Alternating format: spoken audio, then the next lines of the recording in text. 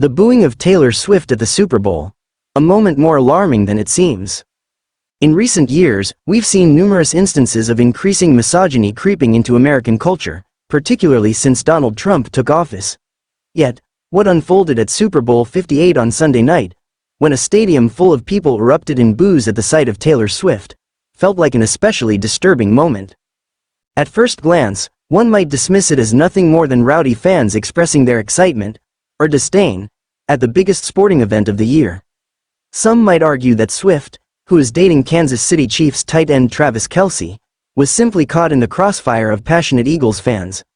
But having been present at the game, I can say with certainty, this was something different. A chilling reaction unlike any other as Swift's face appeared on the stadium's jumbotron, a sudden, almost instantaneous wave of disapproval echoed throughout the venue. The reaction wasn't just loud, it was overwhelmingly male. Throughout the game, the camera had panned to various celebrities, including Paul McCartney, Anne Hathaway, and Lady Gaga, but none of them received such a response.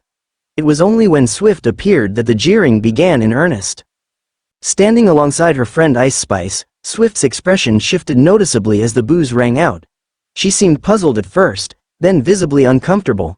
She turned to her friend and, reading her lips, she seemed to mouth, "What is going on?"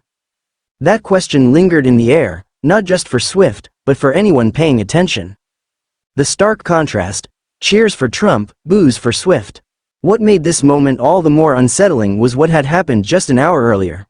The same crowd that booed Taylor Swift had erupted in cheers when the screen showed Donald Trump. As the former president appeared, standing stone-faced in salute during Jon Batista's national anthem performance, the stadium roared in approval. Of course, not everyone in attendance was on the same page. Some booed Trump, while others cheered Swift. But from my vantage point, the dominant sentiment was clear. The enthusiasm for Trump and the hostility toward Swift felt deeply symbolic. It was a moment that spoke volumes about the ongoing cultural divide in America. The Super Bowl, long considered one of the biggest unifying events in the country, now seemed to reflect a starkly different reality. One where Trump's brand of toxic masculinity was back in full force, and his supporters were reveling in it.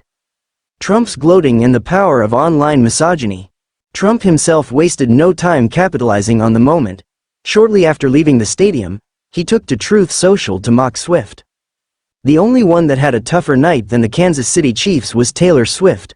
She got booed out of the stadium. MAGA is very unforgiving. This is a playbook we've seen before. Online misogyny turned into real-life humiliation.